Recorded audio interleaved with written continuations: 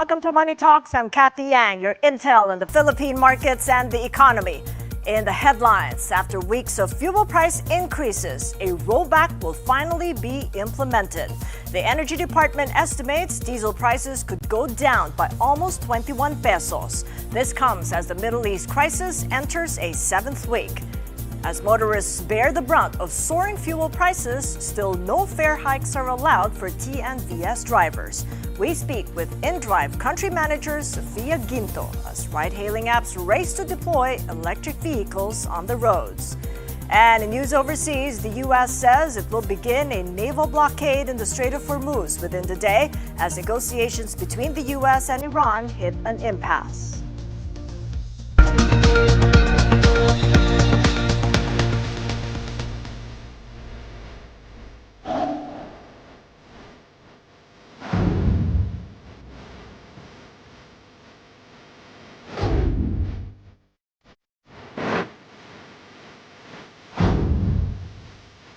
After weeks of relentless price hikes driven by the Middle East conflict, fuel prices are now projected to go down this week. Starting tomorrow, April 14th, diesel prices may drop by at least 20 pesos and 89 centavos per liter.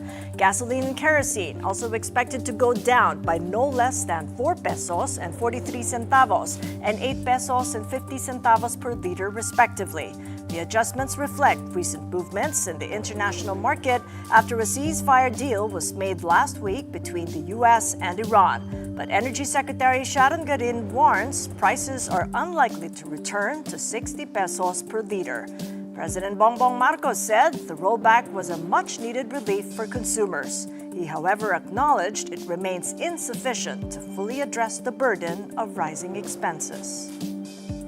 Hindi pa ito sapat. Kaya tuloy-tuloy naman ang ginagawa ng inyong pamahalaan para maibsan ang epekto nito sa inyong pang-araw-araw na buhay. Hindi po tayo titigil hanggat hindi natin napababa ang gasto sa biyahe, sa pagkain at sa kabuuang pamumuhay ng ating mga kababayan. Sa mga susunod na araw at linggo, may aanunsya po ko na mga dagdag na hakbang at tulong mula sa gobyerno. In a related development, the Foreign Affairs Department says any oil and gas deal with China will follow the Constitution and protect the country's sovereign rights. This comes as Manila and Beijing resume talks, including initial discussions and possible joint exploration in the South China Sea as both sides seek stable energy supply.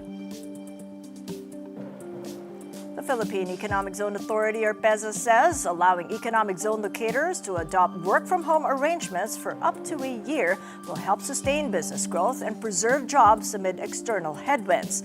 The Fiscal Incentives Review Board approved a resolution last week allowing registered business enterprises, or RBEs, to implement work-from-home setups without affecting their incentives during the national energy emergency. Under the measure, companies may shift up to 90% of their workforce to remote work, a sharp increase from the previous 50% cap. PEZA Director General Tereso Panga said the move provides much-needed relief as businesses grapple with rising costs in transport, electricity, and logistics amid the global energy crisis. The policy will be in effect for 1 year from March 24 unless the energy emergency is extended or lifted by President Bongbong Marcos. At least 10% of workers will still remain on-site to manage critical operations such as servers, tech support, and payroll.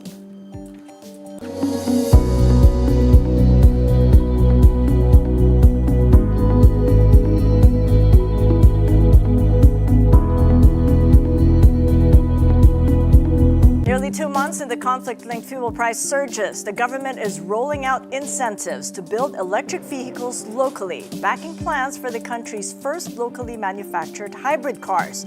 Against that backdrop, InDrive, the world's second most downloaded ride-hailing app, has launched the Philippines' first regional EV fleet in Baguio City and is aiming for 1,000 electric vehicles on the road by 2026.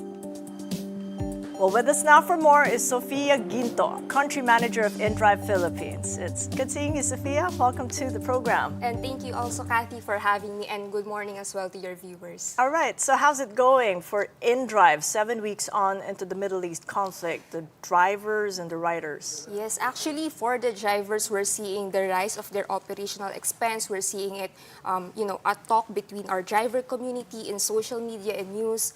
And for us, it's really, we see how challenging this time is for them. And for us, we're just continuing doing what we normally do, which is actually our 10% commission. We actually have the lowest commission in the market for ride-hailing.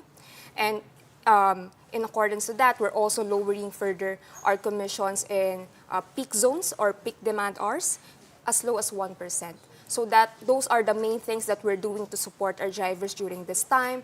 And also we're rolling out fuel vouchers. We allocated around 2.7 million vouchers for our drivers so that, it can dampen the impact of the gasoline prices for them. Are you giving out more fuel vouchers apart from the one that you give worth 2.7 million? That's something that we're actually still, checking with the team, because for us, what we want is a sustainable implementation to our drivers. And for us, what we want to do is actually lowering commission. So for InDrive, globally, we have the lowest commission in all the markets that we're operating on. And for Philippines, we're operating at 10%. That is compared to 20 above of the other ride-hailing companies. So that's one. Second is we're actually still shouldering 100% of the 20% PWD, senior citizen, and student discount so that we can ensure that the drivers, those costs will not also affect their net income. And third is the geo commissions that I've mentioned. That's something that we're actively doing to make sure that the passengers will get ride during peak demand hours, and also incentivizing drivers to go there, because the commission can go as low as 1%, meaning 99% of the fare can go directly to them. And that's already a big help with all this crisis that is happening. Right, and you mentioned that this happens during peak hours. So would there be any intention to actually implement it across all hours? For that, actually, our low commission is already one of our benchmark or the things that we can actually help our drivers. So the 10% commission, that's something that is permanent already for InDrive. While the 1% commission, it depends. So we're actually trying to increase more the areas that we can cover, and also increase more the hours that we can cover, especially during this crisis, because we want to help our drivers get more net income, especially now their operating expense are going high.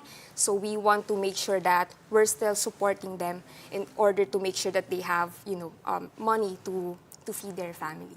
Okay, so let's talk about that expansion and the move into EVs, because even before the Middle East conflict, InDrive already launched the first EV fleet, and this happens to have happened in Baguio City. Yes. That's gone on for 7 months. Correct. How's the deployment looking and the take-up among the riders in Baguio?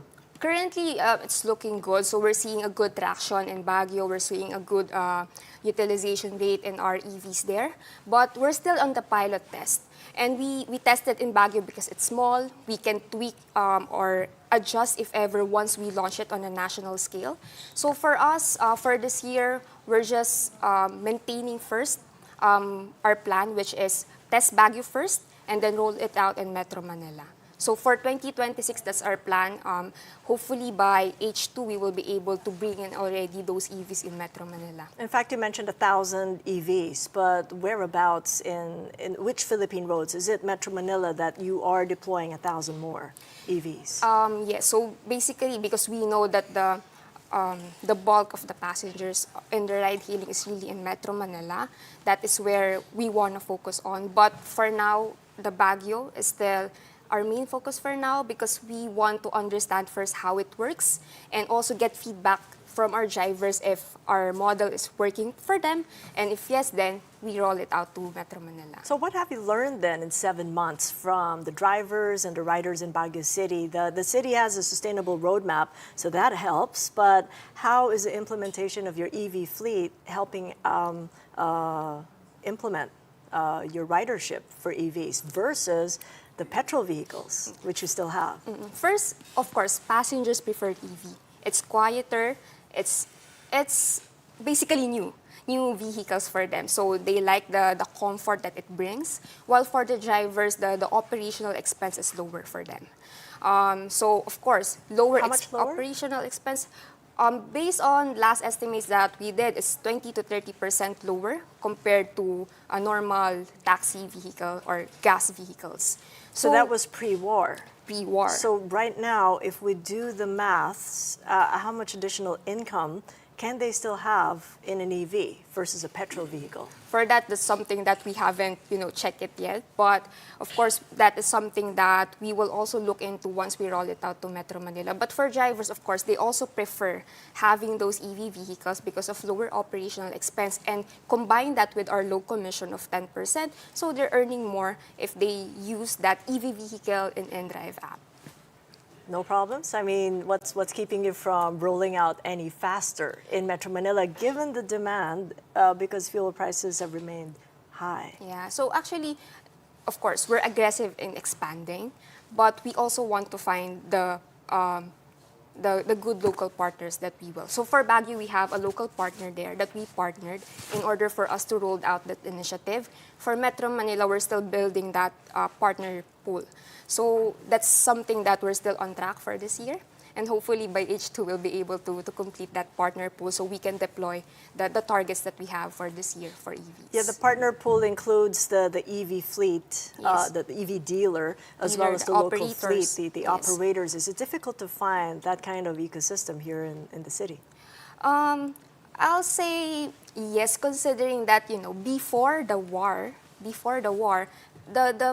the people are not yet adapting to EVs. When I say not yet adapting, they see it more of a fad rather than a futuristic look that it will lessen their dependency on fuel gas.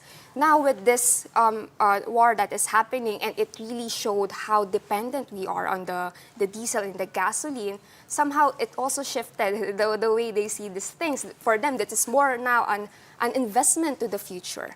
And that is something that we're willing to support. And actually, even before, where we're seeing several operators, substituting their old cars with EVs. But now we're seeing a lot of operators coming into InDrive office asking if we have partner dealerships that they can avail EVs so they can substitute their gasoline vehicles. So that's something that also InDrive is supporting our drivers, connecting them with the proper partner or dealership, and also finding a local partners wherein we can buy our own EV fleets and also deploy them in Metro Manila. Are you looking at a particular brand or brands in establishing that fleet for a city like Metro Manila?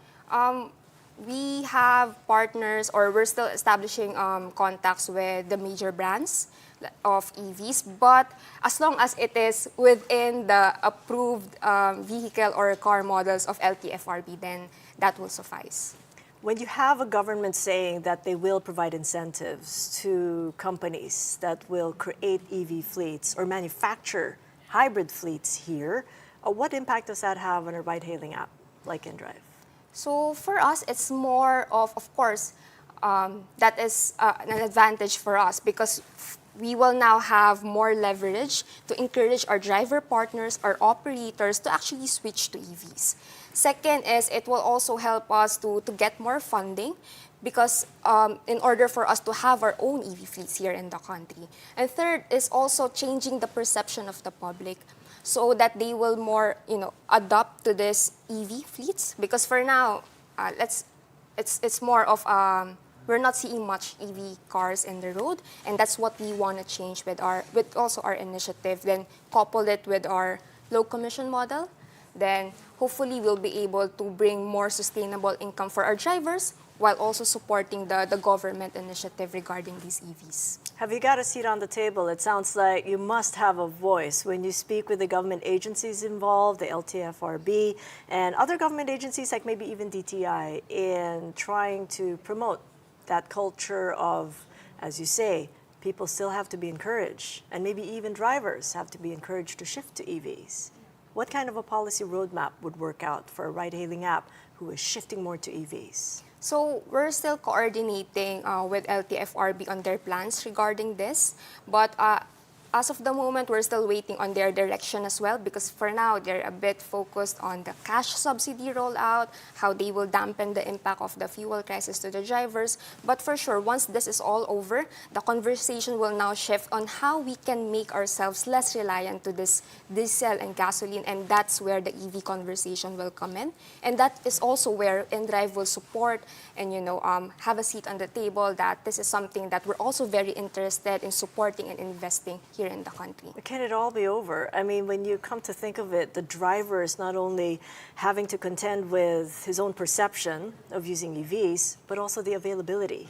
So what is InDrive doing in the meantime to address that gap and support those who are still on petrol vehicles and suffering from operational expenses? So you're right, Cathy, because shifting to this EV will require investment. It will require capital that our drivers currently don't have. And for us in InDrive, what we're doing in supporting our drivers who are still in diesel and gasoline type of vehicles is that, number one, maintaining our low commission and our 10% commission. 90% of the fare will go directly to the driver, and that is already a big help. Second is we're expanding more our 1% or our geo commission, we call it geo commission, wherein certain areas and certain hours can go as low as 1%. So that will already incentivize them to, service the passengers during peak demands. Third is our fuel vouchers, the fuel vouchers that we rolled out, the 2.7 million. And we're still trying to also expand the incentives, the weekly incentives that we're giving to drivers to make sure that it will also help with their net income. And we're still covering the 20% PWD, senior citizen and student discount. We know it's just 20%, but for the drivers, it's a lot. And us covering it for them, meaning the passengers won't need to worry that they won't be able to get rides because they have the discount. And second is the drivers don't need to worry that they need to shoulder those discounts. And yeah, so for us, aside from that, is we're also rolling out a lot of projects by next month, but that's something that I still won't be able to share it with you. But mostly, we want to support our drivers' livelihood. So please watch out for the programs that we will roll out regarding our loyalty programs for our drivers. Sounds like we have to have you back next month. Sure. Thank sure, you so Cathy. much when Thank you have some surety there. Appreciate the insights. Sophia Ginto of InDrive Philippines. And the national government's borrowings has surged in February. Data from the Treasury Bureau show total gross borrowings jumped over 40% to nearly 479 billion pesos, driven largely by domestic debt. Domestic borrowings accounted for almost 98% of the total, with Treasury bonds and bills making up the bulk. Meanwhile, external borrowings dropped sharply during the month. For the first 2 months of the year, total government borrowings have already reached about 887 billion pesos, nearly a third of a full-year target. You're watching Money Talks. Coming up, a naval blockade in the Strait of Hormuz as U.S. and Iran reach an impasse in negotiations. Its effect in the oil trading at this hour after the break. Keep it here on One News.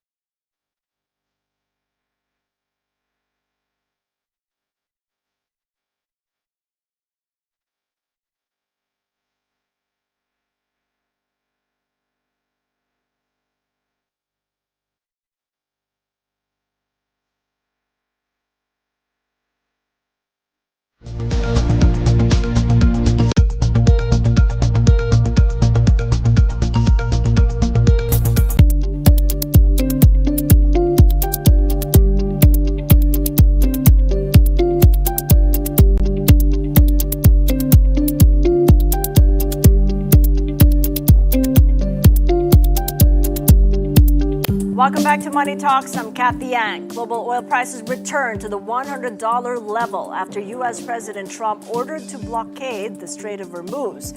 Benchmark Brent is trading at $102 a barrel, up 7.8%. West Texas Intermediate sitting at $104 per barrel, up nearly 8%. Trump's new threat raises the stakes for the fragile two-week ceasefire between the U.S., Israel, and Iran.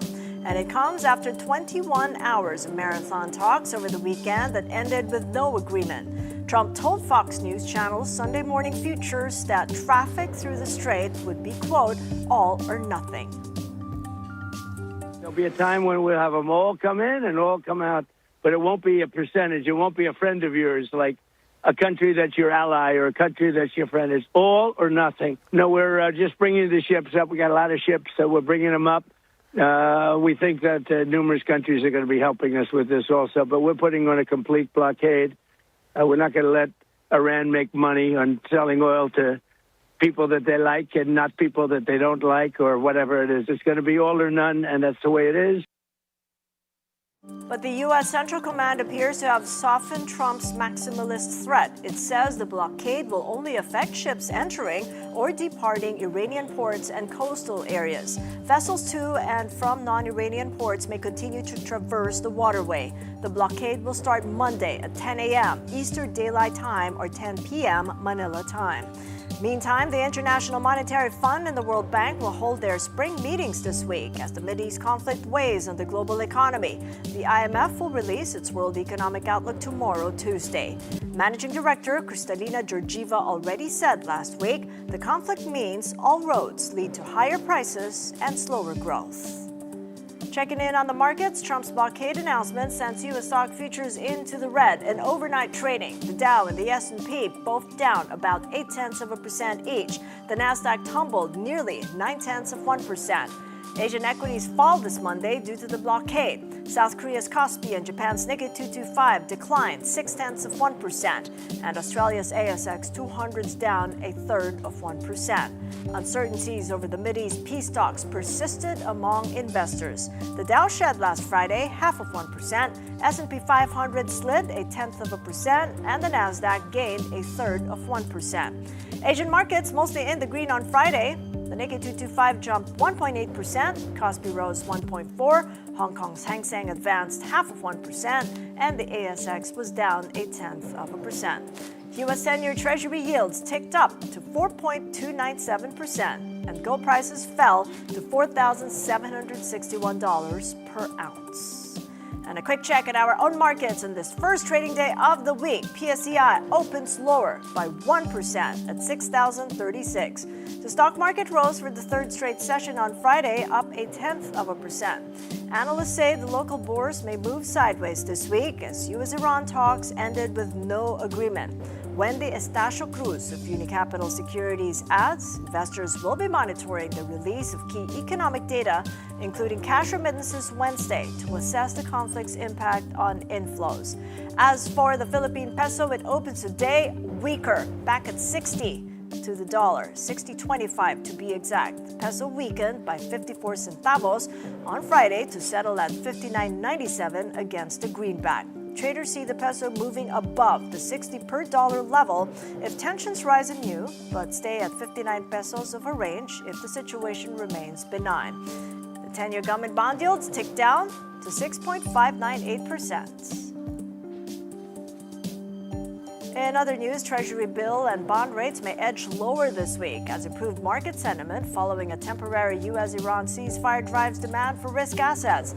Analysts say easing oil prices and a stronger peso could help cool inflation, with the government set to auction up to 36 billion pesos in T-bills and as much as 30 billion pesos in long-term bonds. Meanwhile, Philippine Airlines has resumed its Manila to Saipan route and launched new flights to Palau as it expands its international network. The flag carrier says the move strengthens Manila's role as a regional hub while supporting tourism and connectivity across the Pacific. And electric vehicle maker BYD is building up its inventory in the Philippines in anticipation of stronger demand amid rising fuel prices. The company says higher operating costs for traditional vehicles are pushing more consumers to consider EVs, with sales in the country continuing to grow. Amid the brutal sell-off in the local stock market, one CEO says now is the time to be snapping up some of these blue-chip names. Our mobile journalist Fatima Baduria has this report. But yeah, the usual conglomerates. So, GT Capital, JG Summit, SMIC, SM Prime, Ayala Land, Ayala Corp. These are 15-year lows, 18-year lows, 20-year lows for some of these companies. GT Capital is trading at 3 times earnings. 3 times earnings. That is like ridiculously cheap. These conglomerate stocks he mentioned, GT Capital, JG Summit, SMIC, and Ayala Corp, have lost a lot of ground since the war in Iran started. Investors worry that higher oil prices may hurt domestic consumption and, in turn, their earnings in the near term. Still, analysts rate most of these blue chips a strong buy due to their dominant market share and diversified portfolios. And Lee Chu pointed out that all of them are now trading below their historical PE ratios, meaning they're undervalued. These stocks are ridiculously priced. Ridiculously priced. Such good value on all these stocks. Right? Good business run by good people, hardworking people, competent people, great tenancy profile, long-term leases, good management, good property management, and yet why are we not buying more shares of these companies? I cannot understand. And we could be buying more. Long term, I'm all big for Philippines. I'm not investing abroad. Kapatid Fatima Baduria, we are One News. That is it for Money Talks. I'm Cathy Yang. Catch us again tomorrow at 9:30 a.m. Kapatid, we are One News, all sides, all the time. Have a great day ahead.